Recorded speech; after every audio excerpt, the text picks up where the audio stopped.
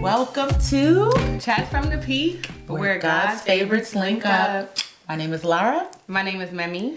And we are the founders of Marriage Pinnacle, and this is Chats from the Peak. Welcome. So, again, we always start off with just, describing a little bit what Marriage Pinnacle is. So it's our marriage support platform where we really target couples of color, millennial couples of color, and we really promote resources, coaching, personalized education, to personalized support to really push healthy, strong marriages.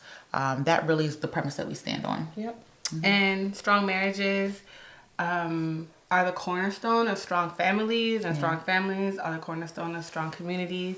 So that is really our mission, is really strengthening families, strengthening communities through marriage work. Yeah. So. And so, not begrudgingly, but we used to do a lot of IG lives on various topics, and we felt like the direction we were moving to, it was something that that was always on our heart, was to start a podcast. It was going to be definitely more audio, but here we are having the visual component, and so on Chats from the Peak, it's just going to be various topics about things that couples really do go through. So you'll hear everything from finances to boundaries, communication.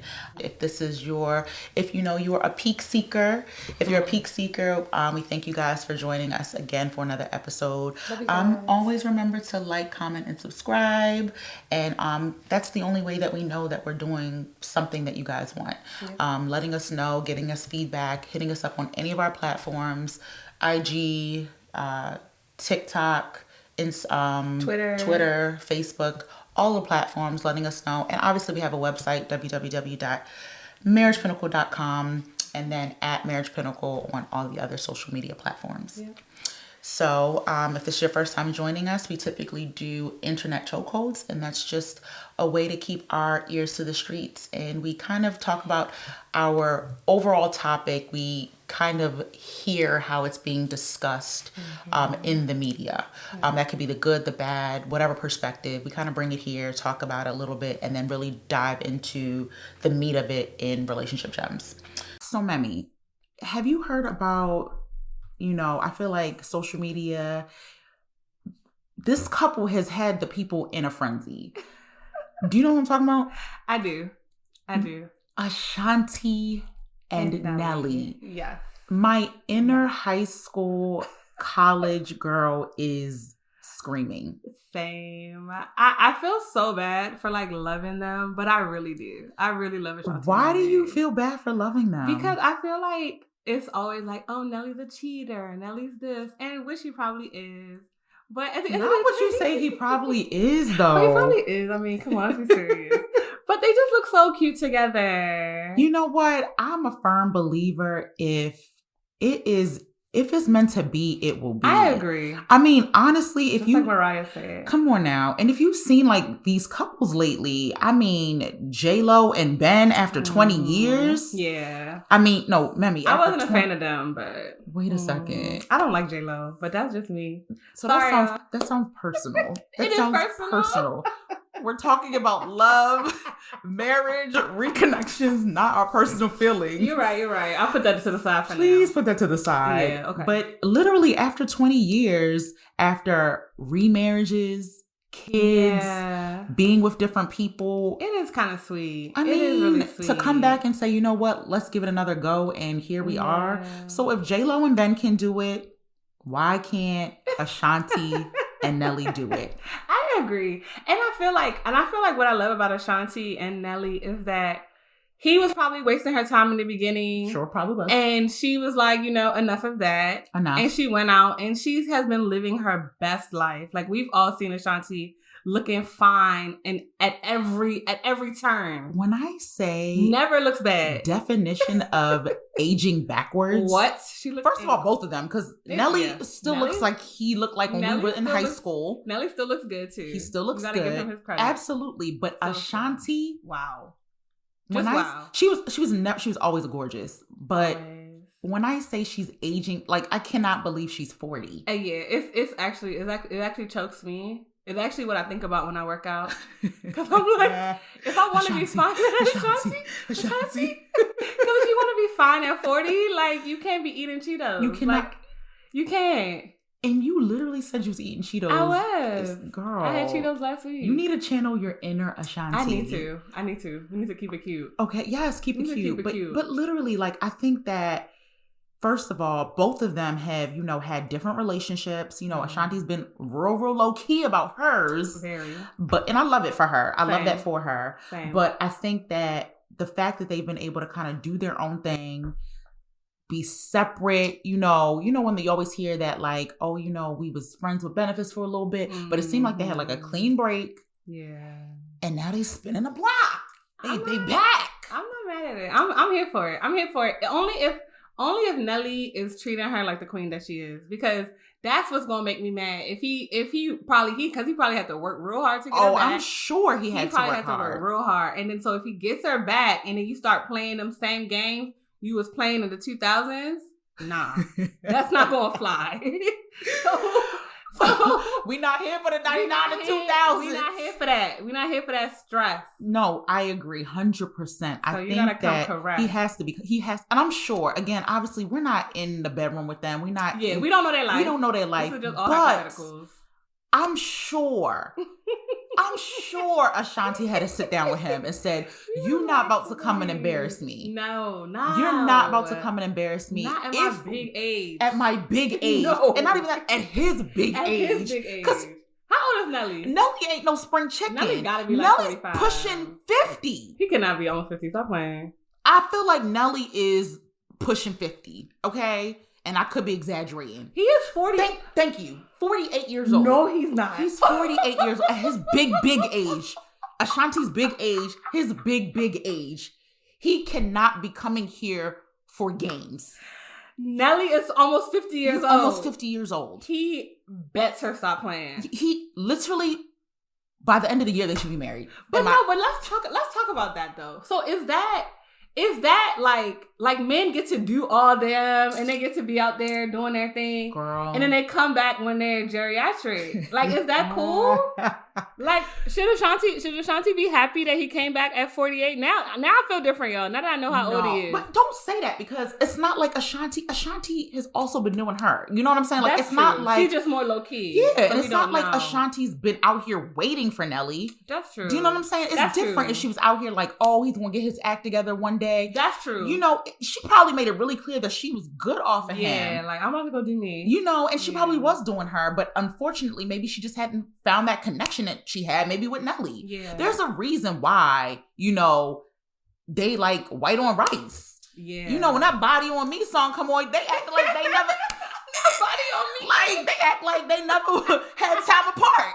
Look, I'm trying to see them perform. You didn't see them perform Body on Me? No. Twice. And I was just like, oh, so y'all really back at it. They in love. They in love. Okay. You know what I'm saying? So, I'm here for it. I mean, the age, I feel like that's a factor probably. Like, they don't have time to waste. So, for me, I'm trying to see the wedding dress by the end of the year. Look, I ain't mad at it. That's what I'm here for. I'll be happy for her. Like, if they have been able to work through all whatever hurt or pain or trauma or whatever is in their past, and they've been able to close all the open doors. 'Cause I know Miss Jackson probably still lurking. Ooh. So Miss Jackson, if you're nasty. Miss Jackson, Miss Chantel. So if they are able to like put that all the way to the side, and close all the doors and like really truly have a clean slate, then I'm here for it. Because that's the hardest part. That is the hardest part. When you revisit and you do spin the block, it's like you have to let go of Agreed. any of the trauma, or any of the hurt, yes, or any of that stuff in the past. Like, you have to be willing to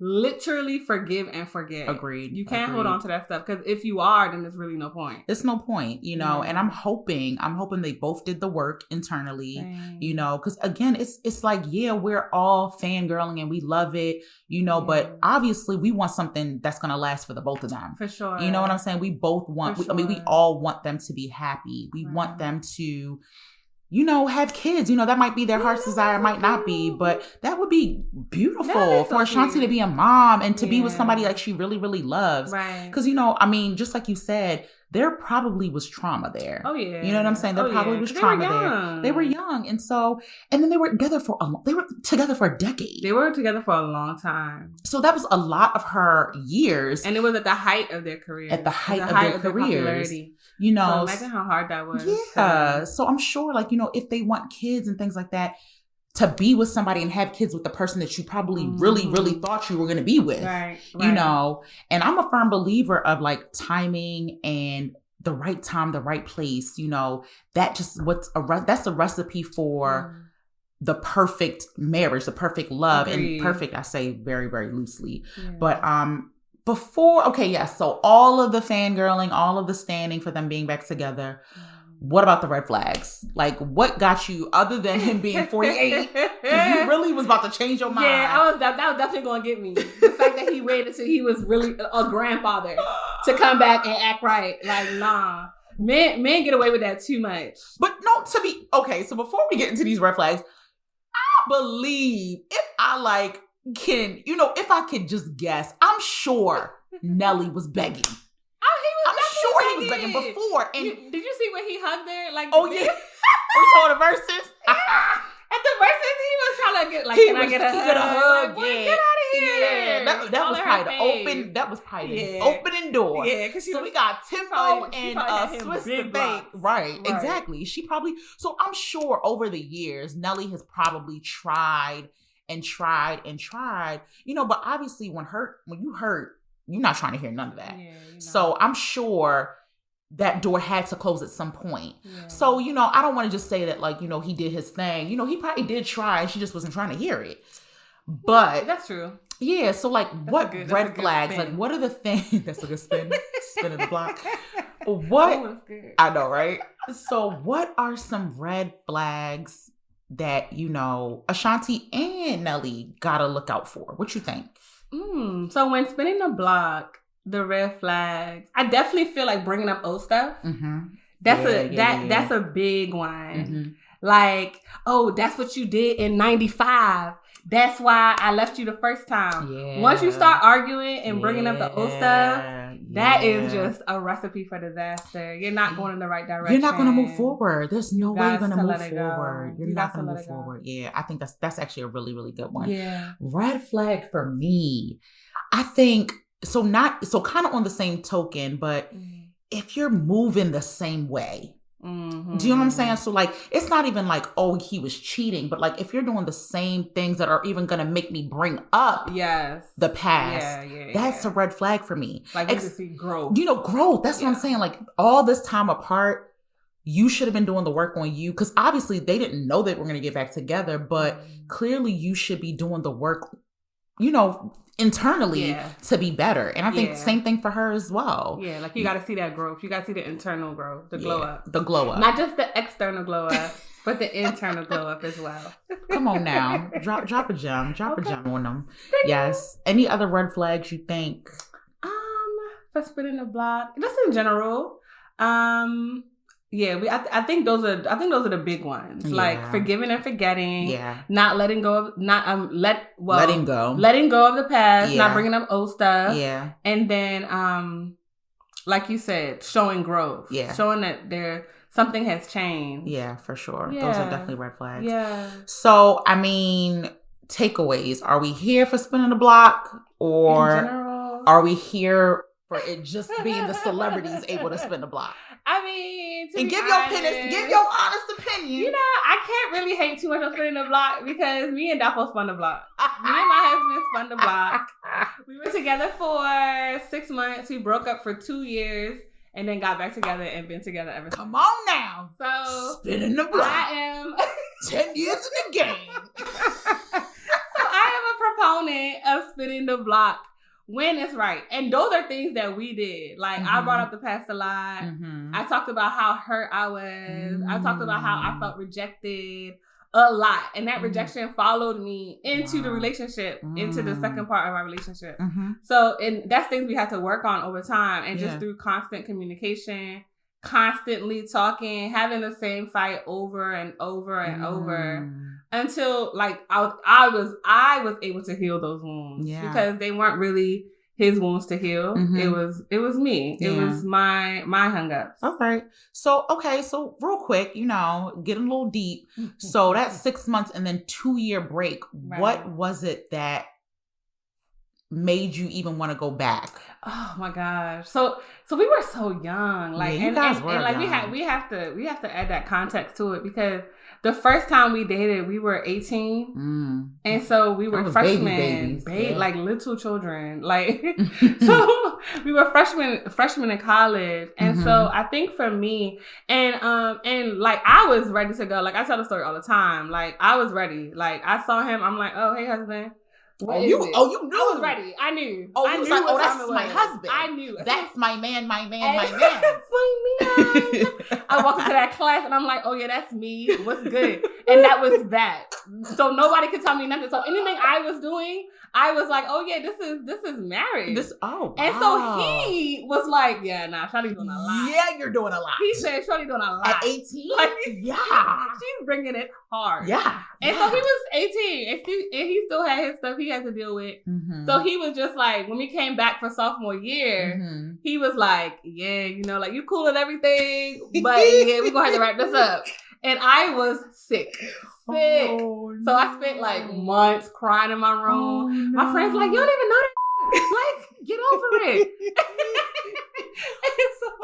Okay, pause real quick because first of all, the story was getting good. Yeah. But so that's even a good thing to talk about. So there was no like infidelity or anything like that. It was nothing like that. It was nothing like that. It was literally just too much too soon for him. Got you. And when I look back, it was too much too soon for both of us. Okay, yeah. But when I was, when I was in that phase, like I said, you couldn't tell me that wasn't my man. So we spent the next 2 years dating other people. I was beefing with any girl that was talking to him on campus. So you was Miss Jackson. Look, I was definitely Miss Jackson. Because all his friends would be like, yeah, she talking to this girl in the modeling troupe. And I'm like, what girl? That's supposed to be my friend. So like, it was, girl, I was on his wheels. Ooh. And meanwhile, I was talking to nobody at Morgan State. Wow. Because I was like, I don't need nobody in my business. So all my little... a little sneaky links. All my little sneaky links were spread out through the DMV, DMV metro area. He was none the wiser. I love it. So yeah. So when we got back together, it was like right. So when we got back together, it was kind of like, okay, it was just the right time, the right place. Okay. And I sprung back into action. I'm like, okay, hey husband. It looks like you're back. So let's do this. What took you so long? Yeah, like that was fun. I mean, that's getting to know other people, but welcome back. So yeah. So I've been stuck since then. Wow. Okay. Yeah. All right. So you, proponent of spinning the block. I'm a fan. Testimony. Spinning the block testimony. Come on now. Success story. How many years in the game? Okay, so we started dating. It would have been 15. Wow. Going on 16 in August. Wow. Yeah, that we've been dating the second time around. I don't count the first half. Yeah. I only count the second time. Wow. Yeah. So I've known him. Wow. More of my life. More of your life that you had. That is insane. That's a lot. Don't act like you still not sprung. Calm down. Definitely sprung. Definitely still sprung. Shout out to my bro. Yes. Okay. So what about you? Okay. Spinning the block. It's so interesting because I think for celebrities who are human. Yeah, they are. I am so like for it. Yeah. And I think it's more of like a nostalgia thing where it's just like, oh my gosh, they were so cute together. Yeah, I remember them walking the red carpet at the BET Awards, things like that. Like it can take me back to that. Yeah. Now, that's not to say that I'm not a proponent of it in, the regular day. Right. But I just think that when I hear spinning the block, I automatically go to, are you dumb?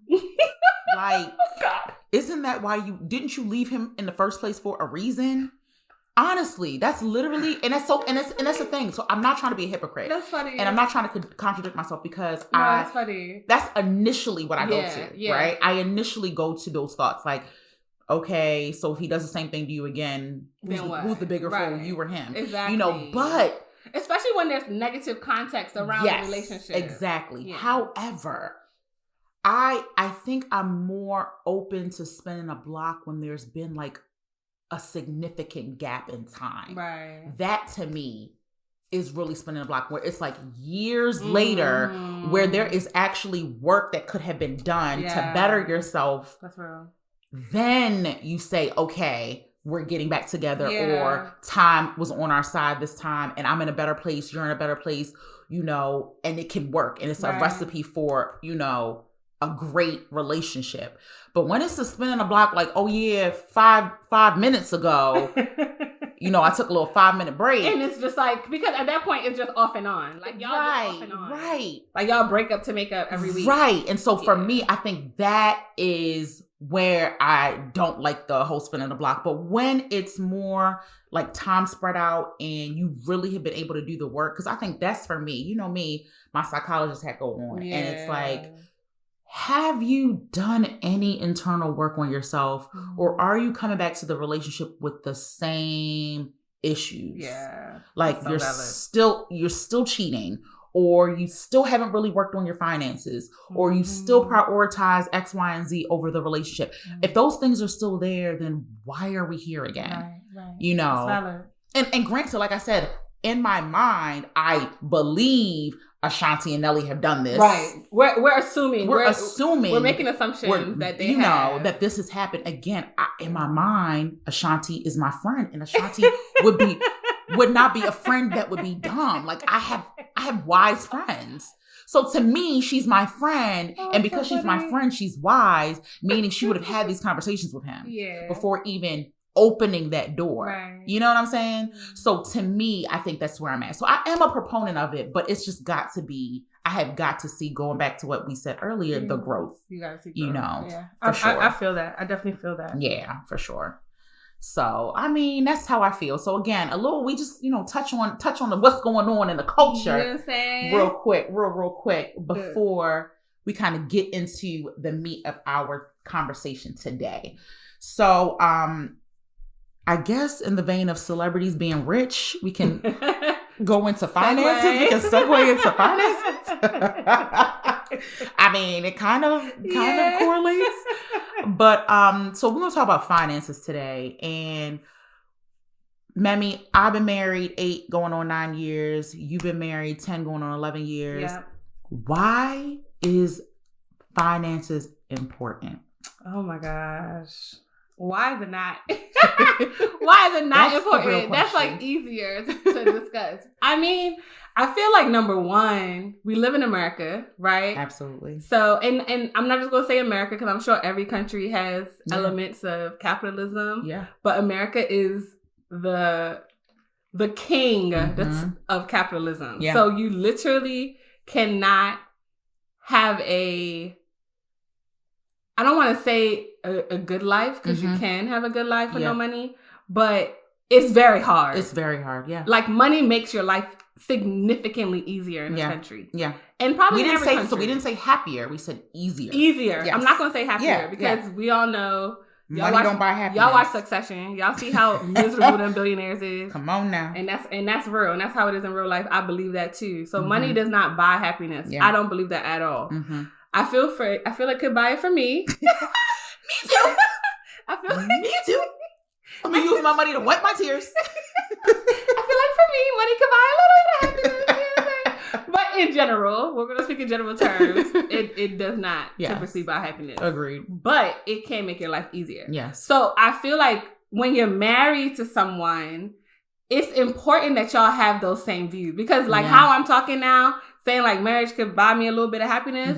My husband doesn't really believe that. Yeah. He doesn't really think money can buy him happiness. He doesn't think money is the root of, he doesn't feel like money doesn't drive him. Money is not a motivator for him. Yeah. You know, so it's like money is good to have, money is nice to have, but it's not something that he's going to like kill himself to get. Yeah. You know? Yeah.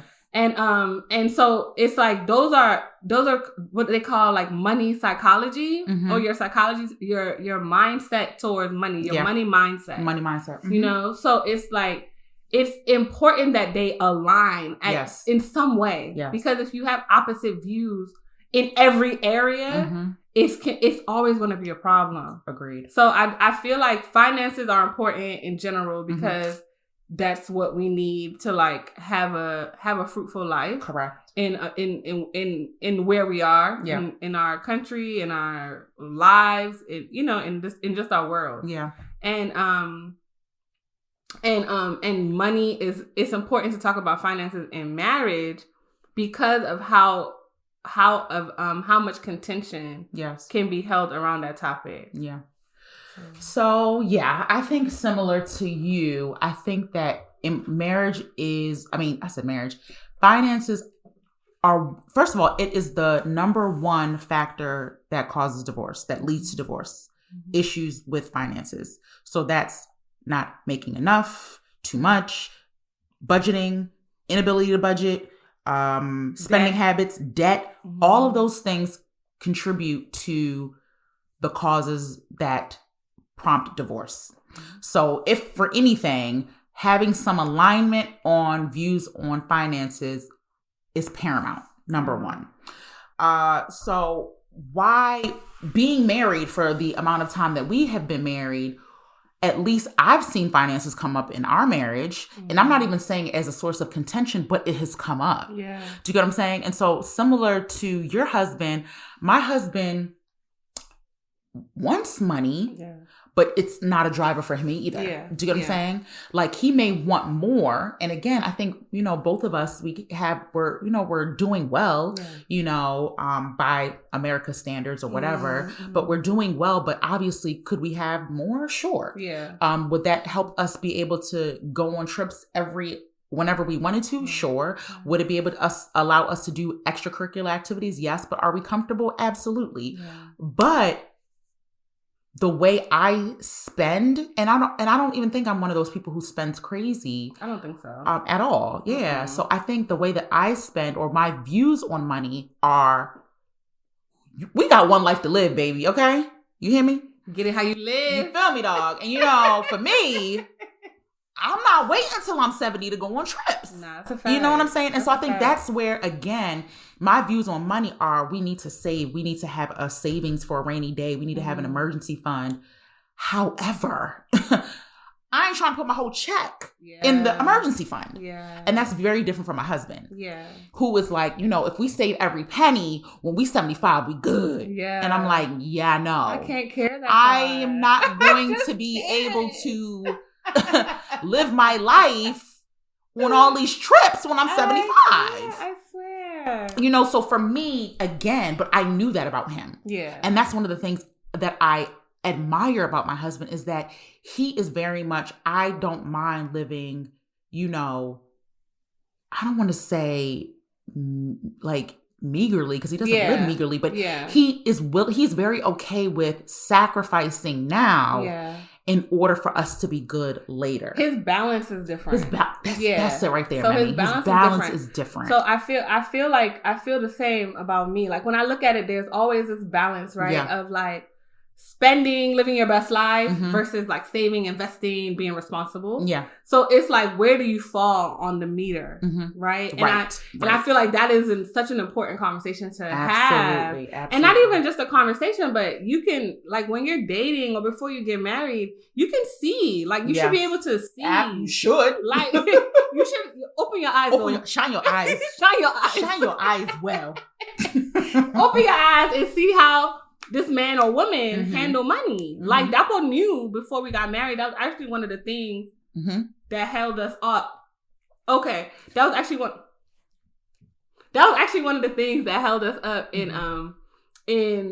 our engagement process. Okay. Because he was like, I want to see that you could be responsible with money. And it was like, the thing about me, I am able to do it for a short while, but I always revert to to my nature. To my nature, to what's familiar. To what feels good to me, which is having packages on my doorstep and getting on planes. One thing about Memi, she gonna have a package. I'm going to. She's gonna have a package. I'm going to. And she's not gonna know what's in the package because she's ordered that many packages. And look, and that's the fun part, right? Which one is it today? Package roulette. What could possibly be in here? Who knows? But that is, that is my vice. Yes. Like for instance, this year we were supposed to be like, okay, we're going to get rid of our debt. We're going to get a house. Mm-hmm. I have 7 trips this year. Oh my God. 7. Jesus. He's not going with me on these trips. I'm going with myself because he is like, I am focused on this goal. So you're putting everything on my man, huh? Okay. Bro, my bad. I know it's like this. I'm therapy, y'all. I'm in therapy, okay? Just be patient with me. Thank you. But I'm trying. Like, I've gotten a lot better in the 10 years we've been married. But, I'm still a work in progress. Like, I just can't say no. Yes, actually, you can. I can't. You can. You can absolutely form your lips to say no. You can. You absolutely can.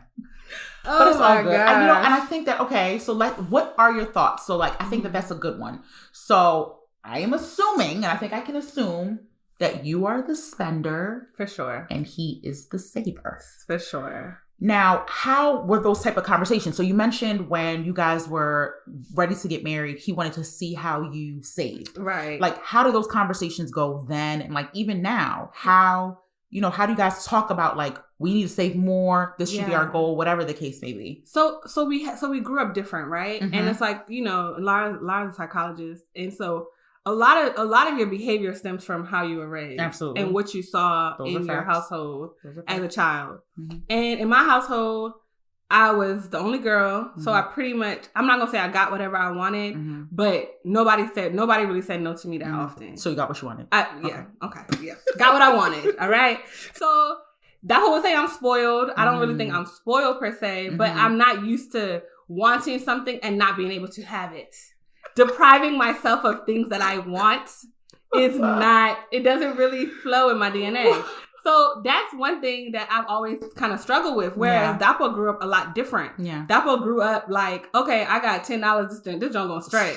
Like he would get $100 and it would last him the whole semester in college. What? And so his whole approach and his whole view to money is completely different. I love that. So we have completely different money mindsets. Yeah.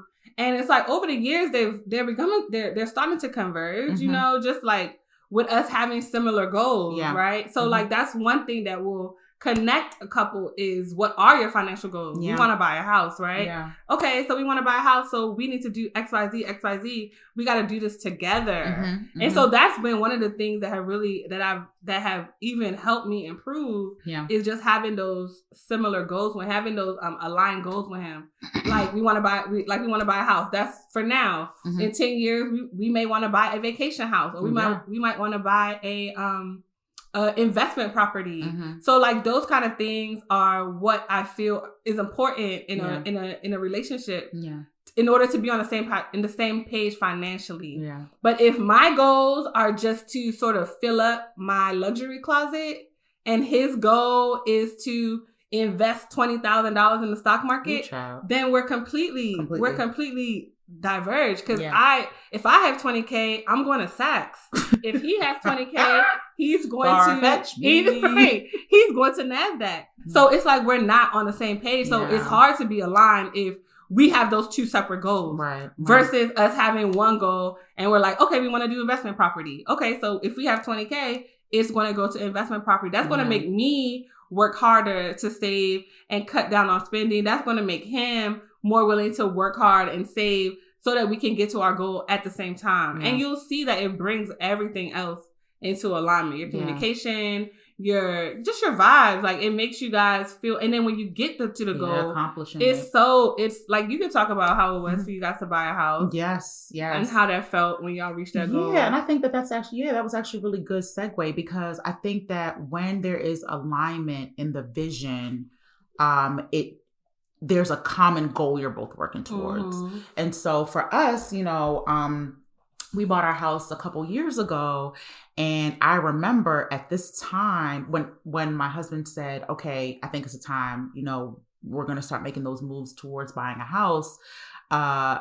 First of all, like I said, I'm not a big spender. I'm really not, but I just don't want to be deprived of enjoyment. That's my thing. Enjoyment. I want to go out to eat. You like experiences. I like experiences. And so how much do I have to cut back on the experience is the question. And so for me, those were questions I asked. Okay, so my husband knows that about me. So he wasn't like cold turkey. Right. Which for some relationships, that is what happens. Oh, we're trying to buy a house. We're not doing anything. Shut it down. Every cent is going towards the house fund. Yeah. My husband, thank God for him, knows me and just said, okay, well, you need to just cut it back down significantly. Meaning you going out to eat every week. Maybe you need to go out to eat maybe once a month, maybe 2 times at the most. If you're lucky. You know what I'm saying? It's a birthday month. Hello. And so I think that was super helpful for me because, and then also I am a firm believer of like the man is the head of the house. And so as far as like money management, we both have good views on money, but I do take what Tola says into account and I hold it with weight.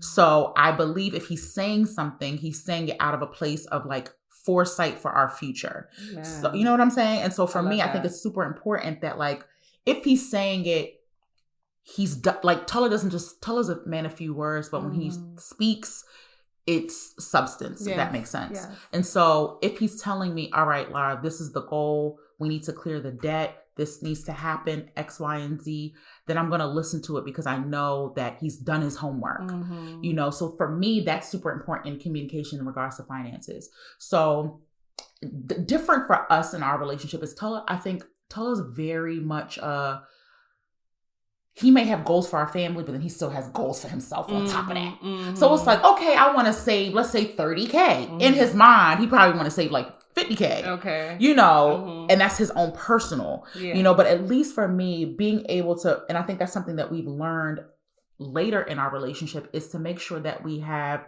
conversations about our goals, which I don't think we were doing a lot earlier in our relationship. I think we kind of just had our own personal goals. And as long as they weren't super like crazy and divergent of what our beliefs and our morals were, we really didn't kind of talk about those things. So I think as we've like grown and matured in our relationship, those are the conversations that we're having about like finances and like what our personal finances are, our personal goals are for the year, what is our family goals in regards to finances for the year, and then making sure we do like check-ins to make sure we meet them. Yeah. So that's kind of where we are. But like, so rewinding just a bit, for you guys, like, when did you guys even start talking about money? Like, so I'm talking about relationship. Like, okay. Yeah, like dating. Did you guys even talk about finances when you were dating? To what extent? I feel like, again, we dated for 5 years before our wedding day. So we got engaged like around like 3.5 years. And so we basically dated for like about 3.5 years. And again, he was my friend. So, it was like, I kind of already knew how Dapo was with money. So it's like, we didn't have any like outright conversations like, oh, so what are your plans for this or that or this or that? But it was more so, I just watched him, I observed him, you know, and he did the same with me. He knew how I was with money. He knows that as soon as it hits my account, I'm spending it. He knows. Praise God. Praise God. He knew that about me. So he loves you anyway. He loves you anyway. God bless that man. Okay. God bless that man. Because some of my, and I'll be honest, some of my financial choices spilled over into our marriage. For one of those was me I bought a leased vehicle. And it was like, it was just very petty of me. Like I was having an issue with my one car, and I just drove to the Nissan dealership like, okay, I'm gonna get them to fix it. And then, of course, you know how they are. Like, oh, why don't you take a look at the new cars? Shiny and new. And I was like, okay, no problem. Girl, that's another thing about me. Do not ever send a salesperson my way. Yes. Do not send a salesperson my way because they will get me every time. Every time. So that's what happened. The guy, I'll never forget his name, Quentin.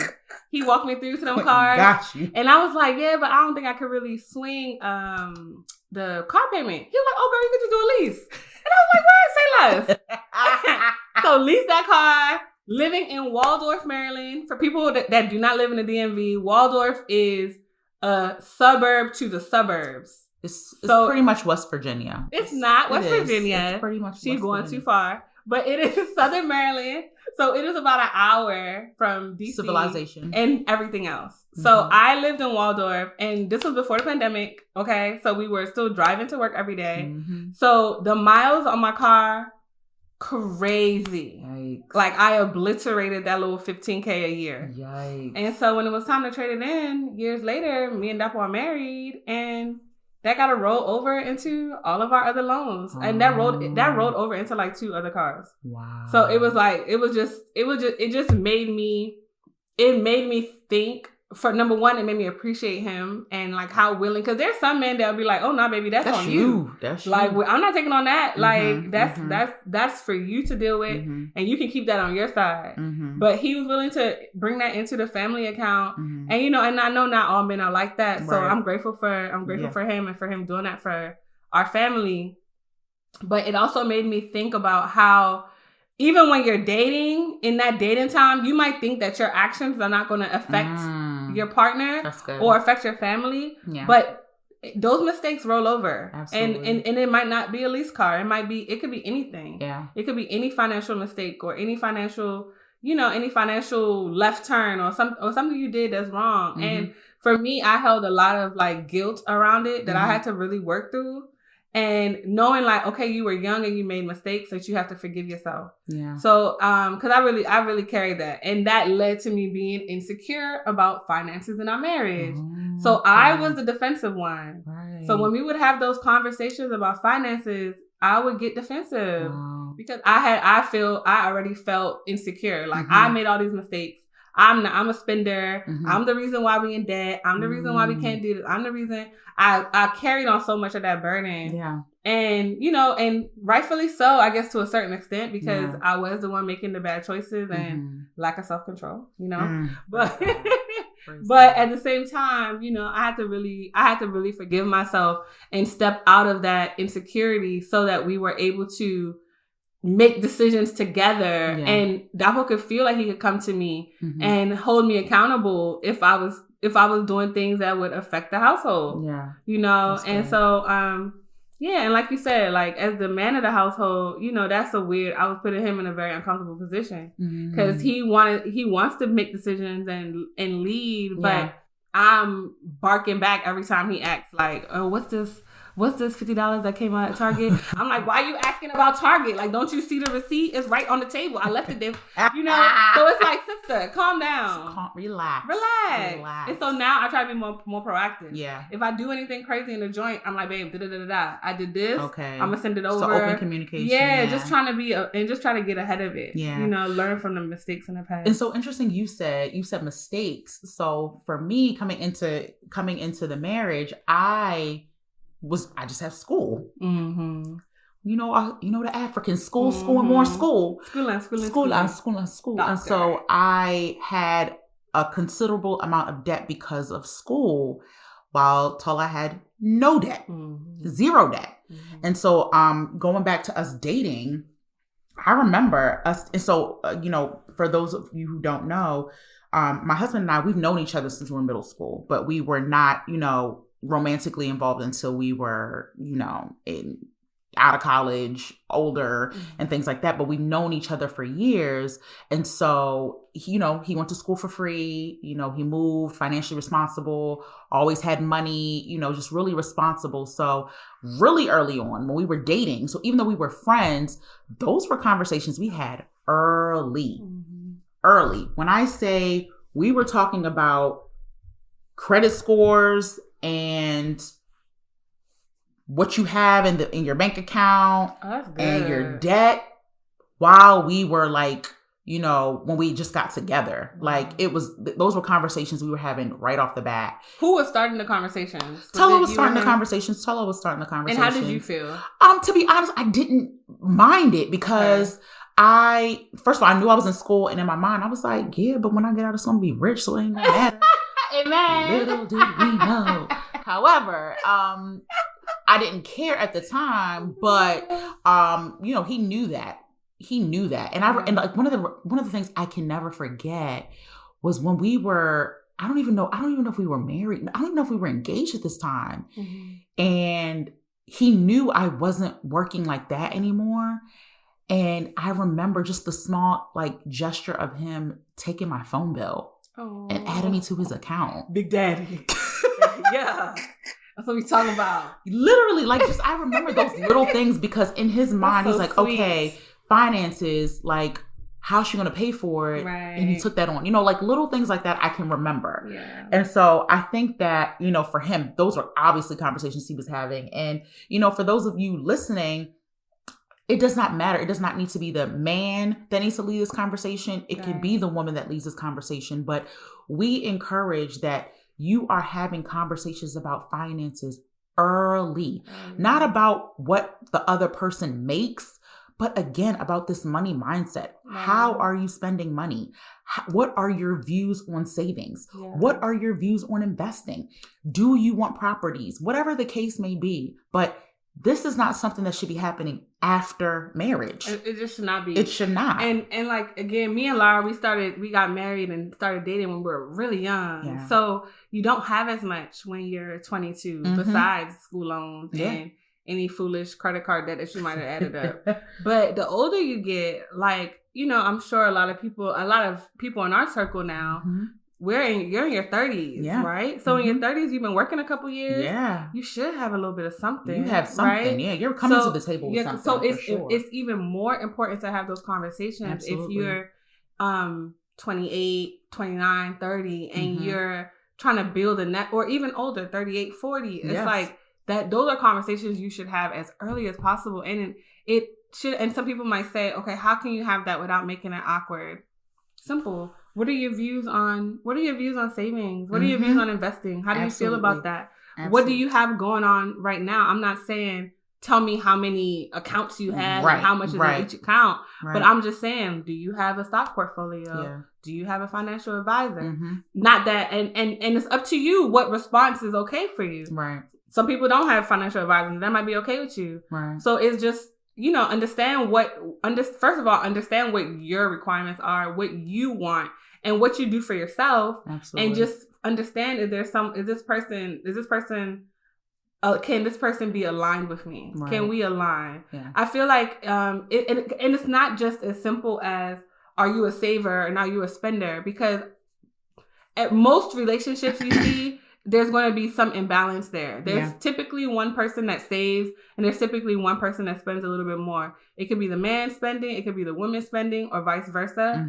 But there's typically an imbalance in that part. But I feel like that's just one dimension. Then you want to go to the next level and say, okay, how do you feel about money? How was money treated in your household? Were your parents living life fast, on the edge, spending money like it was going out of style? Hey. Or were you guys more towards the poverty side where y'all didn't have money like that, and you have a deep appreciation for money, or the opposite? Right. It's just, you have to understand what their money psychology is, and it just makes things smoother when you get to the next level. Yeah. So again, like, we are big on, yes, we talk about relationships, but we are ultimately looking for like healthy marriages. That's our goal here. We want to push that. And so the only way, and again, finances is one small part of marriage, but it's such a pivotal part that there is no reason you cannot beat your chest. And when I say beat your chest, meaning say it confidently with your chest. Yeah. That you know your partner's views on money and finances. Yeah. That is something that you should confidently be able to discuss. Yeah. Meaning, the debt, the spending habits, the good and the bad. Yeah. That can happen as early as you want it to happen. Now, again, like we said, we are not here saying that you should be wanting to just be nosy and know, how much you got in the bank. No, because you could have money in the bank, or you could not have money in the bank and be a great saver, but you just don't have the money or access to the money in the account. It's not about the amount. It's about the views and how you handle money. That's it. That's what we are focused on. And I know some people will ask, like, is the first date too soon? Yes. I feel like the first date is too soon because you don't know if you're even interested in this person. Girl, enjoy the meal. Enjoy the meal. Have fun. Enjoy the meal for the first date. Catch a vibe. But I feel like, I feel like as soon as you start to see yourself long term, then have that right away. Like, that should be on the can I see myself married to this person checklist? Yes, right? Yes. Like once you start, like, okay, I'm kind of feeling them. Yeah. Like I'm really like I like your mindset. I like how you carry yourself. I like this and this and this. Like I could see myself with you. Yeah. Boom. How do you think about money? Yeah. How are you raised? How was money treated in your childhood? Yeah. In your household as a child. You like those conversations. That is a part of the I can see myself with you package. Yes. Okay. Yes. Not when I'm still trying to like get to know. I don't even know if I should eat a salad or a steak in front of you. Yeah. Slow down. Slow down. Relax. If you're still eating like eating like a mouse. Yeah, eating like a mouse. On date. Relax. Keep your mouth quiet. It's okay. It's all right. So, I think, again, we're firm believers of being open and being transparent.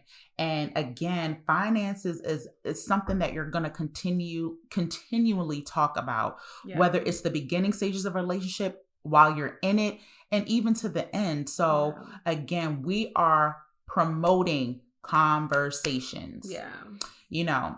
So enough about that. Girl, the people want to know. The people want to know. Our next segment is the people want to know. So this section is when our listeners and viewers send us in letters asking us questions. We do try to pick something that's kind of on topic to what we were just talking about.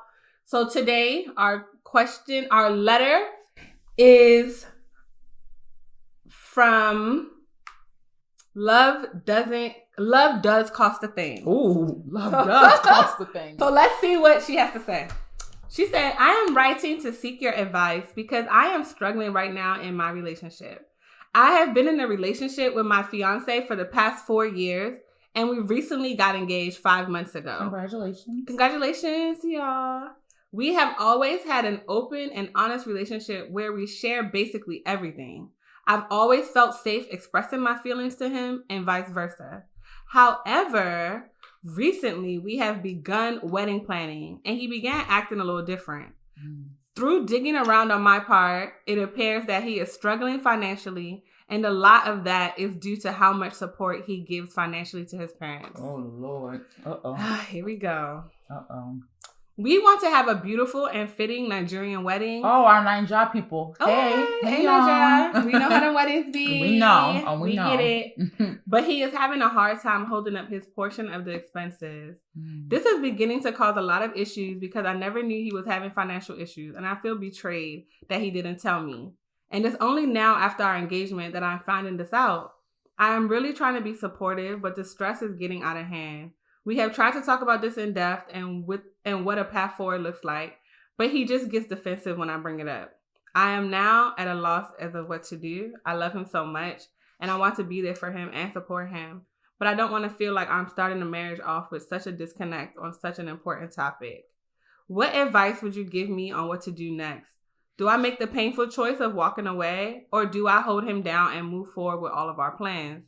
I am really so confused, and I just want us to have a happy life together with a healthy marriage. Thanks so much for listening. Sincerely, Love Does Cost a Thing. Ooh. Okay. All right. So. Oh, girl. Sorry. Okay. So, sorry. And I didn't mean to say sorry so casually. I do feel for you. So, this is tough. However, for me, and again, I can only speak for myself. The first question that you asked was, do I make the painful choice of walking away, or do I hold him down and move forward with all of our plans? To me, I do not believe you need to walk away. I don't think you need to walk away. So from what you shared with us, you said that he has a lot of responsibility to his family. So that does tell me one thing. That tells me that he rides for the people he cares about, number one. That's nice. And so it's not a fact that he doesn't have the money. It just seems that it's being relegated to specific people at this time. So that should give you a little bit of comfort that it's not that he doesn't have the money, right? Secondly, for me, again, I think this goes right back into what we were talking about earlier about conversations. And for our listeners, this is a question that needs to be asked. So coming from the Nigerian culture, this is pretty on brand where people who are, are the oldest or the youngest are taking care of family members back home, where you are sending substantial amounts of money so that people are able to sustain their lives in Nigeria or wherever country that you are. Abroad. So this is very, very, very, very familiar to us. However, this should have been a conversation that should have been brought up or should have come up. In that, are there any financial obligations that you are tied to or that have your money tied up in any way? Correct. Again, I think that goes back to Memi and the leasing of the car. Like those are things that you should have known ahead of time. And this is not a shoulda, woulda, coulda type of deal. Right. This is more so just for our listeners who maybe are pursuing or in relationships, that these are some things that you should ask. Now for you, I know that you don't want to wait. Is it possible that you could prolong the wedding in order for you to save more? Right. So not necessarily getting married tomorrow like you maybe had intended, but perhaps waiting a couple months or adding a couple more months onto your wedding plans or wedding date in order to save up some more. And take some pressure off of him. In order to take the pressure off of him. Yeah. Yes. And again, I think that also is a indication of you being a supportive wife in his time of need. Yeah. So, as we talk about marriage is a give and take. It's not about give or take. It's a give and take. And so right now, this is where you're holding him down. Right. This is where you're stepping up and saying, all right, I got us, and whatever I need to do, I'm going to do it. Right. So those are just my thoughts. What do you think, Memi? I think I'm a why girl, right? So I think the thing that stood out to me in the letter was that he gets defensive and he didn't share these things with you. Yeah, you're right. So I'm kind of like a why. So why is that the case? Why does he feel ashamed about this? Why does he not feel comfortable enough to share his financial situation with you? Because like Lara said, this is something that should have came up when 4 years. You should have kind of known. And I'm not blaming. Make that clear. I'm not blaming you. But in 4 years, that should have been something that you noticed or that you knew about if he was sending money to his family. If that's only coming up now because of wedding planning, it has me a little bit concerned about what conversations have you guys been having about finances, because it doesn't sound like there has been much if you are unaware of his financial situation. So I guess my suggestion to you would be that you sit and talk with him and ask him what is the shame around that? Why does he feel embarrassed? Is there something that he does not want to share with you? Or do you make him feel insecure? Like maybe... Oh, yeah, because how you're asking the questions is super important, too. Yeah. If you're getting defensive or you're, on edge or angry because you're not able to have the wedding that you want right now, that's going to be very off-putting to somebody who, is already maybe feeling some type of way, stressed about the fact that he doesn't have the financial means at the moment. Right.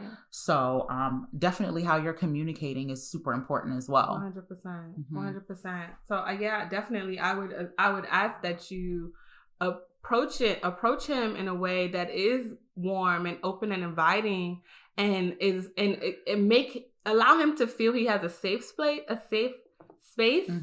And this may be something that you might not be able to do by yourself. And so our number one recommendation is always what? Come on now. Therapy. Go see a therapist. Go see my people. Get that butt on a couch, girl. Or on a telehealth call. Come on now. And figure this out with a professional. Yes. Because there's a reason why he's not opening up to you, right? Like there's something there. There's a block there. So I would try to get to the bottom of that block. And I agree with Lara. I wouldn't walk away because it does show that he's a stand-up guy if he's willing to take care of his family. But he also has to understand that there's going to be a shift here. Yeah. And that your family, he has another family that's going to be developing with you. Yes. And if you guys decide to go on and multiply. So he has to be able to switch that focus and swivel. Right. You know, I'm not saying leave his family for broke or nothing. Right. But how's he going to handle that? Yeah. Because the wedding is just one part. Right. Then y'all have to actually build a life together. Agreed. So how is that going to go? You know, so I'm not going to say just walk away, because from what you've given us, it sounds like you still have a lot of landing strip to kind of figure these things out. If you would have told me that y'all been in therapy for 2 years and it's still not working and it's still not going nowhere and nothing is working, then our answer may be different. But it sounds like this is a fresh problem for y'all. And and I think you have space, you have options to really figure this out and fine tune what y'all financial language is between the two of you guys. And not only, to be honest, this is preparation for marriage. For sure. You know, like there is no relationship without its ups and downs. Mm-hmm. And, you know, just like you said, things have been so great. Here we are, you know, and, you know, to be honest, that should even be maybe insight for you that, you know, we're facing tough times and, you know, I am thinking about leaving. Right. You know, what do they say when they say the vows? Through good and bad, through ups and downs, for rich, for poor. For sure. You know, and so again, we're not going to tell you to just go blindly and, you know, make decisions based on love. No. However, in a relationship, you are going to have challenges, and how you work through them and how you address them is paramount. Yeah. It's paramount. So we are wishing you all the best. Love does cost a thing. Love does cost a thing, girl. Let us know. We want to see the pictures on Bella Nine Jaw. And keep us posted. Yes, good luck. I think it sounds like you guys will be fine. Sounds like y'all will be fine. So just, you know, do your best. Take our little advice and or not. Take it. Take it. So and write us back and let us know how things turned out. Absolutely. We love to get updates. Absolutely. And so that is it for a wonderful episode from Chats from the Peak. We talked about spinning the block, a little bit about our finances, and tried to help out a couple who is preparing to take the jump. Mm-hmm. So tune in next week with another episode from Chats from the Peak. Bye, y'all. Bye.